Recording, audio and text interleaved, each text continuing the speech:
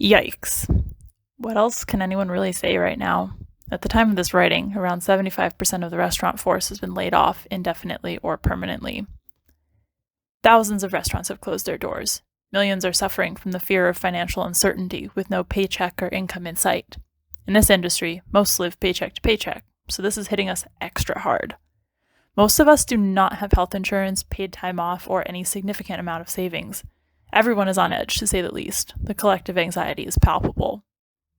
What the fuck are a bunch of workaholics with already fragile mental health issues, most of whom are prone to substance use or abuse as the coping mechanism of choice, supposed to do during a self-quarantine with no social interaction, no purpose, no creative outlet, no routine, and no real reason to get up in the morning? This particular combination of isolation and fear and uncertainty is a literal hell for many of us. As an industry, we are collectively experiencing a completely traumatic sudden loss of identity. The way we orient ourselves in this world has been ripped from us with absolutely no warning, and we are having a really hard time feeling the ground beneath our feet. For many, it still doesn't feel real. It's as if we've been thrust into a nightmare and we're struggling to accept it as reality, holding on to some vague hope that this is all just a fever dream and we'll wake up and put our chef pants on, grab our knife roll, and head into work like nothing had ever happened. These are weird, unprecedented times. The whole world is pretty much winging it day by day. People are fighting over toilet paper and hand sanitizer. Media coverage is obsessive and nonstop. The collective attention has been hijacked and replaced with fear and anxiety. It's unnerving and completely overwhelming. We are all so lost. For years, the industry has lamented how we need a vacation or how we need a day off to catch up on the chores or we don't have time to exercise or do X, Y, or Z. We're overworked, underslept, malnourished, overstimulated, and mentally unbalanced. As an industry, we notoriously suck at taking care of ourselves. We are chronic people pleasers who do not know how to focus inward. For many, focusing inward is weird and uncomfortable and feels inherently selfish. It's much easier to direct all of that energy outward into something tangible, like work or our friends, family. For almost everyone who fits into the non-neurotypical category, i.e. the majority of people who thrive in the restaurant industry, being alone with our thoughts isn't exactly on the top of our things I'd like to do for fun list. It's usually somewhere closer to the bottom, sandwiched firmly between drown in the ocean and get a frontal lobotomy. We exist in an industry made famous for its use of self-suppressive escapism. More often than not, we tend to define ourselves by our hatred for the qualities that we do possess rather than a celebration of our values. Self-suppressive escapism. Self-hatred is a debilitating state to exist in. For with self-hatred comes a whole plethora of distressing emotions, guilt, shame, anxiety, and regret being primary among them. To cope with those emotions, most people resort to what is called self-suppressive escapism. Self-suppressive escapism can take many forms, be it drug and alcohol abuse, eating disorders, social media, pornography, video game addictions, or a compulsive need to always be working or socializing.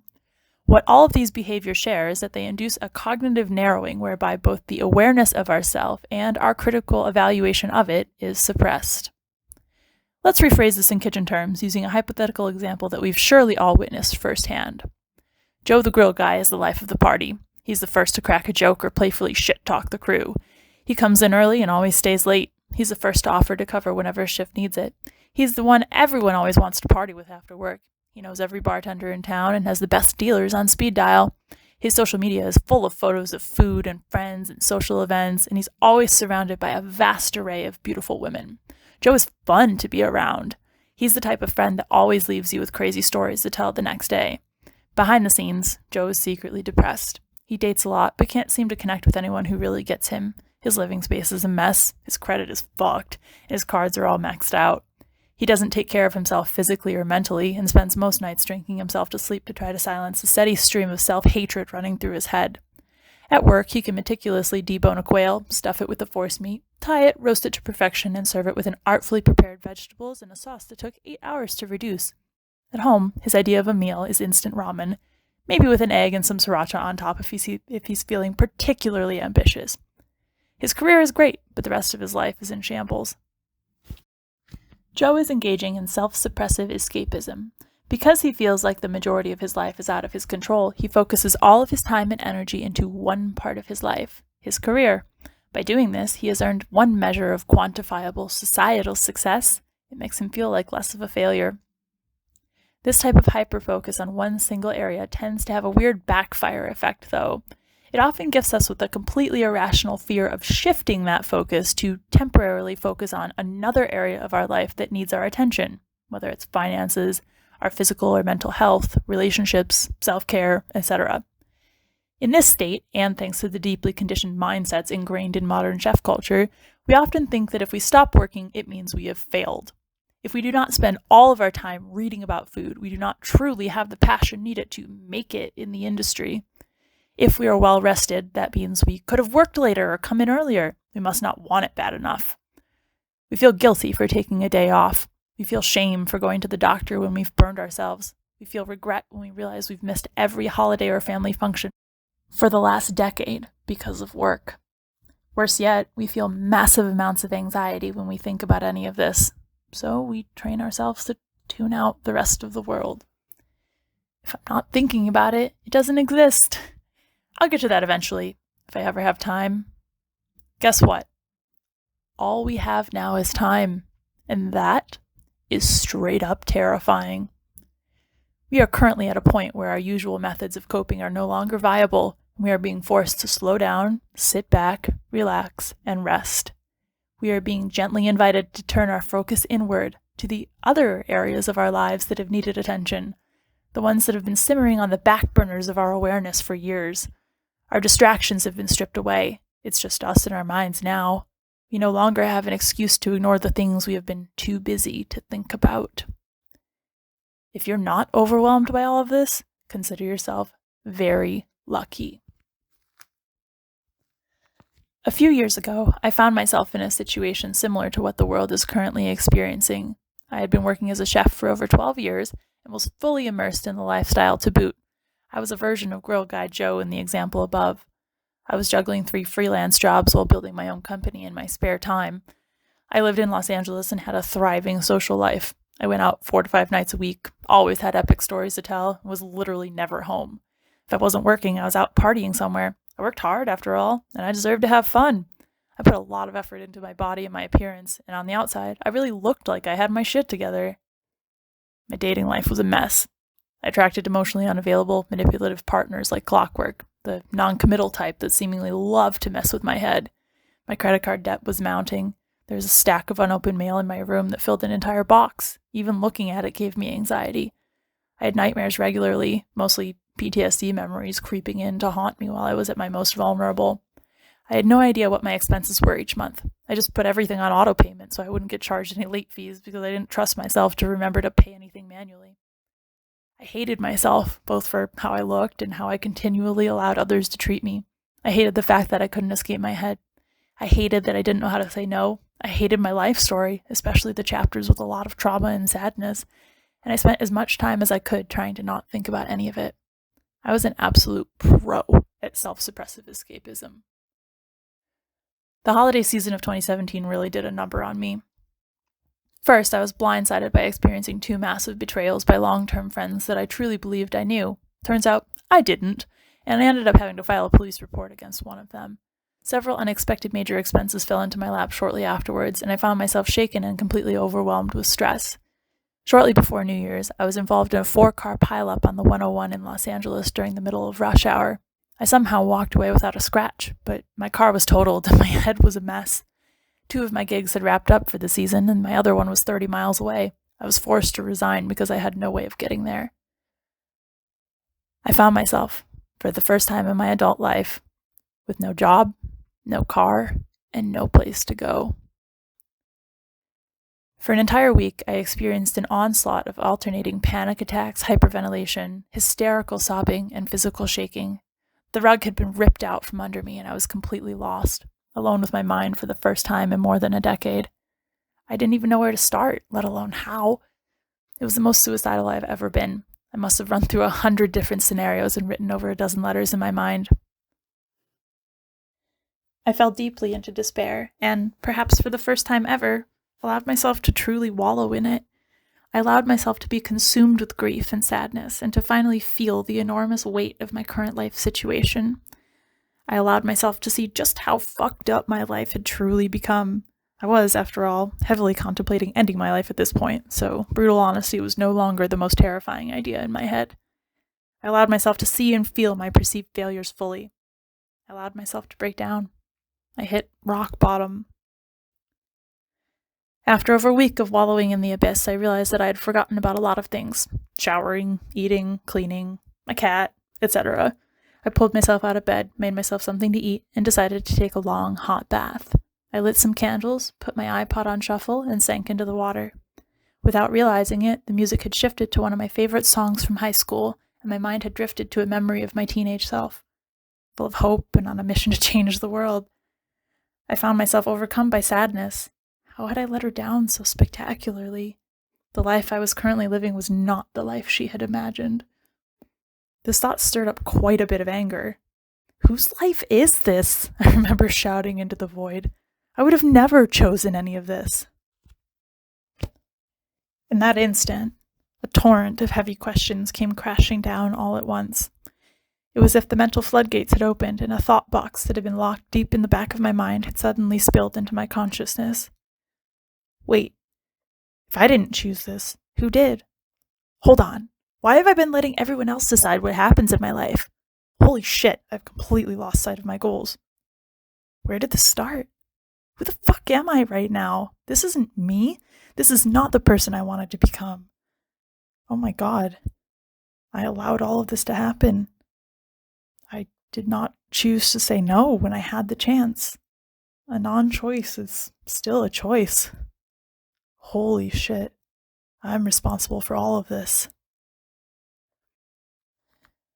On the surface, that has the potential to look like a rather depressing self-inquiry. There's nothing easy about realizing that you're the one who's been standing in your own way. It's enough to make anyone lose their shit for a little while. Thankfully, this line of questioning unlocked my intellectual curiosity for the first time in years, and I began dissecting myself like a scientist. I became obsessed with figuring out why certain events in my life had occurred, and, with a ton of effort, I found a way to trace them all back to a single moment. I found a lot of compassion for myself along the way, and learned to see my younger self from the perspective of the observer, realizing that she did the best she could with the information she had at the time. With time and deliberate focused attention, I was able to break myself down, understand where and why I had stumbled along the way, and put myself back together again. Solvay et coagula. If you're not the type who's naturally drawn to the obscure and the unexplainable, or if you've never had a fascination with the occult, allow me to explain. Solvay et coagula, separate and join together, or dissolve and coagulate in Latin, is a medieval alchemy quote, which is to say that nothing new can be built if not before we make space, breaking the old. To use a more familiar metaphor, as chefs, we use Solvay et coagula every day in the kitchen. When making sausage or charcuterie, for example, we must first break down the meat we have, whether by grinding, chopping, or whipping into a paste, Solvay, before we blend it with spices, seasonings, and other ingredients, and then stuff it into a casing to cure or cook it, coagula, transforming one ingredient into a completely different dish. This is kitchen alchemy. On a personal level, in order for any transformation to occur, we must allow ourselves to go through a process of Solvay et coagula. We must allow ourselves to break. Rock bottom is a perfect example of Solvay. If we wish to put ourselves back together, coagula. If we never allow the dissolution, we will be forever slapping band-aids on the pain while attempting to superglue broken pieces of our psyche back together. We have to allow ourselves the time and the space to see what exactly it is that we're working with if we ever want to make sense of any of it. We have to go through a process of spiritual alchemy. Back to the hot issue of the week, the quarantine. With all of this extra time on our hands, our industry is going a bit stir-crazy. Instead of defaulting to self-suppressive behaviors, perhaps we can take this as a gentle invitation to turn inward, becoming the alchemist instead of the habitual self. Take this opportunity to connect with friends and family that work has caused you to neglect. Get to know yourself on a deeper level. Do some of the things you've put off because you haven't had the time. View this time as a gift. Time is, after all, the only currency on earth that truly matters. Sure, money makes things easier, but money can always be made and lost. Time only disappears as we move through life. What to do with your time as a newly unemployed workaholic. Number 1, turn off the news. The news is a one-way trip on the Anxiety Express. Use this time to intentionally disconnect from mainstream media. Do not buy into the panic. For the record, I'm not advocating for denial. That's absurd. Stay informed, but limit your media consumption to cdc.gov. Fear is the mind killer. Do not willingly hand your brain over to the news stations who profit off of your panic. None of us can control what's happening right now, but we can control how we respond to it. Number 2, set a timer for your social media usage. Monitor your consumption. It's very easy to get sucked down the Facebook or Instagram black hole for hours at a time. Notice when this is happening. Parent yourself. Number 3, make a list of all the things you've been neglecting for way too long. Tackle 1 or 2 per day. Number 4, organize your closet. Try on all of your clothing and separate what fits from what no longer fits. If you're financially struggling right now, take a few days to set up an account on Poshmark or Mercari. Both are virtual thrift store apps that allow you to buy and sell new and gently used men and women's clothing. Make an afternoon of it, style the photos, and list your stuff for sale. This could be a great way to make some extra cash during the downtime. If that's all way too much work for you, consider donating everything that no longer fits to neighbors, the homeless, a domestic violence shelter, or anyone affected by this virus. Find a way to pay it forward. Number 5, deep clean. Take everything out of your cabinets and do a deep clean of your home kitchen, followed by an inventory of what you have on hand. Clean out your spice drawers and sharpen your knives. Scrub your refrigerator and organize it like you would at work. FIFO your supplies. Label and organize everything. Take pride in your home kitchen like you do your station at work. Number 6, boost your immune system. This goes without saying, but it's a really great idea to give yourself as many advantages as possible during this period. Take vitamins. Eat as much fresh fruit and vegetables as you currently have access to. Make healthy soups in bulk and freeze them. Read up on immunity and inflammation. Research superfoods. Add them to your diet if you are financially able. Number 7, quit smoking. This virus affects the lungs and smoking weakens them. Give yourself a chance and use this opportunity as the push you've needed to finally kick the habit. Smoking not only lowers your immune resistance and makes you more prone to lung infection, but it's expensive. Save your money for the things that will heal you instead of spending it on the things that are likely to kill you. Number 8, start exercising. Physical exercise strengthens the lungs and heart. Give yourself the advantage. Could you outrun a zombie if the apocalypse begins tomorrow? Start training today. There are hundreds of thousands of free lessons on YouTube and hundreds of free fitness apps on the market. Learn karate, brush up your yoga, or teach yourself Krav Maga. The options are endless. Go back to work hotter and in better shape. Number 9, get your finances in order. Make a spreadsheet and list out all of your monthly bills and expenses. Make a personal P&L. I know, this definitely does not sound sexy, but your life will benefit from it immensely. See where you spend your money. Go through your bank statements and add up how much you spent on drinks last month. It is a truly humbling experience to see the numbers all laid out on paper. To make this faster, apps like Mint and Truebill will create spending graphs for you based on categories. They're really only helpful if you pay digitally for most of your purchases, as cash purchases aren't included. If you'd like a free budgeting spreadsheet, email us at consciouschefs@gmail.com and we'll send a template your way to get you started. Number 10, call your creditors. Building on number 9, most credit card and utility companies are waiving payments for a few months. If you call and ask, explain your situation and give yourself some breathing room. Cancel all the subscriptions that you're not using. Call every place you owe money. While you're at it, do your taxes. Number 11, call or Skype your friends, parents, grandparents, and anyone important to you. A phone call or video chat is infinitely more intimate than a text message. Take the time and connect with people you haven't talked to in a while. Number 12, allow yourself to enjoy the time off. This one is huge. For workaholics, giving yourself permission to enjoy this space often feels really weird and uncomfortable. A lot of us feel like we don't deserve the time off. We didn't do anything to earn it. We're not used to time off. We don't even know what to do with ourselves. See it as a gift, not a prison sentence. You work hard, harder than most, and you are allowed to relax. Enjoy it while you have the opportunity. Number 13, read or reread a book that you've been meaning to read for a while now. Industry books and memoirs are a great start, but try to challenge yourself to explore interests outside of the culinary sphere. Rereading a book that really resonated while you were younger can be a powerful experience when read from a wiser perspective. Often we pick up on details we missed the first time around. Number 14, learn something new. The best way to alleviate boredom is by engaging the brain.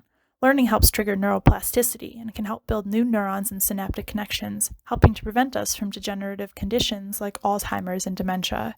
Apps like Duolingo will help you learn a new language. Go back to the job market with Spanish on your resume, or finally learn to understand what your porters are talking about. You can take over 450 legit Ivy League courses online for free right now. Everything from science to computer programming to humanities and art. And if you're interested in academic journals, JSTOR has opened up its archives to anyone for free during the quarantine. Number 15, organize your computer files and digital photos. This one will definitely take up a good chunk of time. Put on some music, close all your browser tabs, and organize your digital life. Delete photos of exes, go through all of the mystery files on your desktop, and clear your phone camera. Organize all of your food photos into one folder. Bonus! Get some photos printed and make a scrapbook or collage. Number 16, experiment in the kitchen. There's literally no better time to take on a fermentation project than right now. Learn to pickle fresh vegetables, work with koji, brew beer, cure meats, or make jam. Your experience might come in very handy if shit really hits the fan in the coming weeks. Prepare yourself. Number 17, learn about edible native plants in your area. If you can safely go into nature without interacting with anyone, consider learning to forage in your area. What's edible? What do you need to do to make it edible? Study local field guides. Increase your survival skill set. Number 18, make art. What was your creative outlet of choice as a kid? Were you a painter? Did you play the guitar? Did you love singing or sculpting or dancing or drawing or playing the piano? Connect with your inner child and create something. If you don't have the physical means to create, search the internet for a digital version. There are plenty of ways to learn an instrument, draw, or create with an app. Number 19, journal. These are weird times, and everyone is feeling things they're not used to feeling. Get it out on paper. Don't let it fester in your mind. If journaling seems too lofty for you, write a memoir of world events for your future grandkids. To make it fun, write from the perspective of someone during the bubonic plague or the Spanish flu. Think old-timey, overly dramatic letters to your beloved. Love in times of corona. Number 20, write out a bucket list of things you'd like to do in your life. Really let your imagination run wild. Maybe you want to visit the Tokyo Fish Market, or eat a baguette in Paris, or hike the Himalayas, or swim with turtles in the Galapagos, or see Carnival in Rio, or find true love and live happily ever after in a log cabin in the middle of nowhere.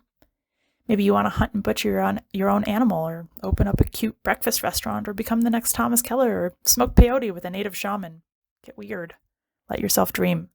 Give yourself something to look forward to. Don't censor or judge yourself. Number 21, get clear on your values. Have the courage to dive deep into your own mind. Initiate the alchemical transformation. Are you the person you've always wanted to become? Does your vision of yourself match your reality? What would have to change in your life? What steps could you begin to take today that might put you on that path? Number 22, learn meditation. Meditation is basically a biohack that trains your brain to focus and concentrate with a laser-like intensity on everything you do. There are thousands of free guided meditations on YouTube, and apps like Headspace and Calm are great free resources for beginners. Begin to learn to control your thoughts. It will change your life. Number 23, tackle that home improvement project you've been putting off. Build those shelves, spruce up your yard, clean your car, mop your floors, scrub your bathtub, organize your garage, unpack some of those boxes that have been collecting dust since you moved in, decorate a room in your house, fix that leaky faucet, etc. Number 24, exfoliate and moisturize your body. I know most of you will scoff at this and think I don't need that lame shit, but here's a hard truth. Yes, you do. Cooks put their bodies through hell. We very rarely take time to care for our skin suits. You don't need anything fancy either. Mix some coconut oil and raw sugar, or salt, or use coffee grinds together, and scrub every inch of your skin. This removes a built-up layer of crusty dead skin cells on the exterior and allows your skin to have a chance to breathe and regenerate. This also works wonders on your scalp for hair loss, gentlemen. One thing to note, facial skin is different than body skin. It's far more delicate, and if you're exfoliating your face, make sure the salt or sugar you use is a finer grain. You will take years off of your face by doing this. Undo some of the kitchen damage. Soak in a hot bath afterwards. Number 25. If you're quarantined with a romantic partner, give each other massages. Tell stories from your childhood. Go through old photos together. Plan ridiculous indoor dates. Create scavenger hunt lists for each other. Take turns watching your favorite movies together. Pay attention to them.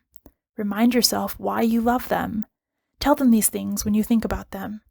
Appreciate each other. Take a relationship inventory. What's working and what isn't? Play board games or card games together. Get dressed up and have a nice candle-lit dinner together at the table. Go for a walk together. Teach them how to cook. Use this time to connect with your partner on a deeper level. Fall back in love. Number 26. If you're single, use this time to get clear on exactly what you want in a romantic partner. And no, I'm not talking physical appearance, although that's important to an extent. What kind of person do you fantasize about? What kind of things would you do together?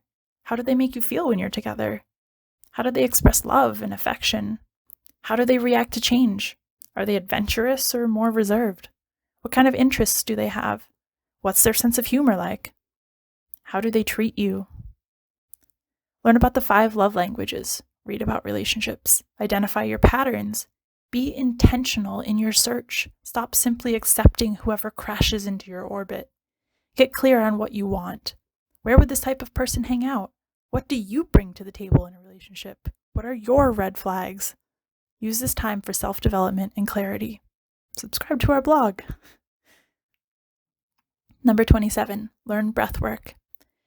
Breathwork seems like one of those very woo-woo things on the surface, but there's actually a ton of scientific evidence to back up its effectiveness.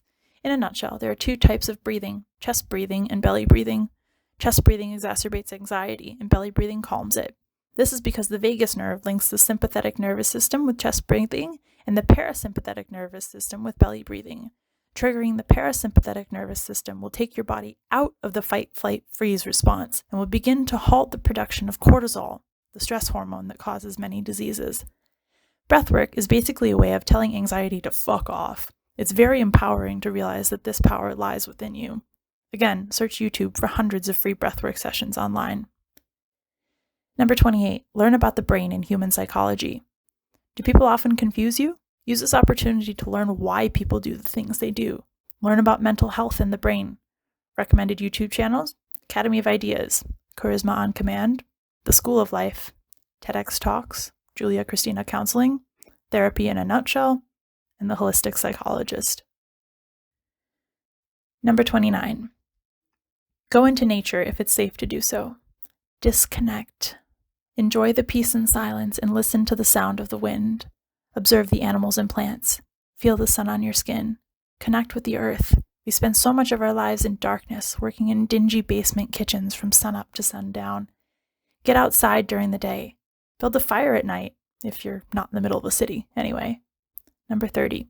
Listen to a new podcast. There are tons out there. Some of my favorite hosts are Jason Silva, Joe Rogan, and Aubrey Marcus. The Art of Manliness is great for developing life skills and becoming a more interesting person. Impact Theory explores a broad range of topics relevant to daily life. Search for a topic that interests you. Number 31. Write menu ideas. It's a great time to practice your creative conceptualization skills. Take a theme and create a menu around it. Holiday menus, themed menus, period menus, movie-themed menus. Let your imagination go wild. Type it up and add it to number 34. Number 32. Create a business plan. If you could start your own business, what kind of business would it be? Have you always wanted to have a bar, or do pop-ups, or transition to becoming a personal chef, or work on yachts, or do creative meal delivery, or start a food truck? Read up on what it would take to do it. Download a template for a business plan. Practice writing it out. Use the knowledge you have to create your dream job. Number 33. Build yourself a digital portfolio and/or update your resume. It's very easy to find free web hosting, and having a dedicated digital portfolio will help build your industry credibility. Compile a list of any articles or media you've appeared in and put it all in one easy place. Update or create your LinkedIn portfolio. This is usually the first place a hiring manager will look. Take a good headshot if you don't have one. Make it nice, clear, and professional. Number 34. Organize and digitize your recipes and kitchen notes. I cannot even begin to tell you how much I wish I had done this in my past. It's a beast of a project, but having it all typed out and handy is so incredibly helpful. Future you will thank you for this one, big time. Number 35. Sleep. So many of us have such messed up sleep schedules. Turn off your alarm and rest your body. Get your energy back. Catch up on all the sleep you've missed over the years. Feel absolutely no guilt about sleeping for 12 straight hours if that's what you need right now. Number 36. Practice somatic awareness. Somatic awareness simply means learning to feel your body. As simple as it sounds, this is the one skill that's both supremely important and utterly lacking in most relationships. It's the reason why most people's relationships are so painful and dissatisfying. Learn how to notice, label, and identify the different bodily sensations you experience on a daily basis. Number 37. Clean up your social media. Delete or at least archive old photos from college or your early 20s and anything unflattering that shows you drinking or partying. Download Snapseed and edit your food photos to make them look more professional. Adjust the brightness, lighting, and color. Practice your plating and food photography. Number 38. Teach someone how to cook. Maybe it's your significant other, your roommate, or your kids. Spend time with them and teach them some kitchen basics like how to hold a knife, how to cut an onion, how to debone a chicken, etc. What can the people you're with teach you? Have a Skillshare day. Number 39. Help out a friend or neighbor. Volunteer at a local community kitchen. Number 40. Pretend like you're a contestant on Chopped. Get someone to organize a mystery basket for you based on the ingredients you currently have. Set a timer and challenge yourself to create the best dish you can possibly make. Make this a competition if you live with others who know how to cook. Number 41. Write a memoir. We all have a story, and those of us that end up in kitchens tend to have some really wild ones. Have you ever told yours? Write yours out as if you were a novelist. It's really humbling to read about yourself, and the perspective shift is incredibly cathartic. Number 42. Interview your parents and or grandparents if they're still with you. Often, we don't know anything about our older family members' younger lives. Ask them what the world was like when they were your age. Ask them what dating was like in their teens. Ask them about their favorite food memories.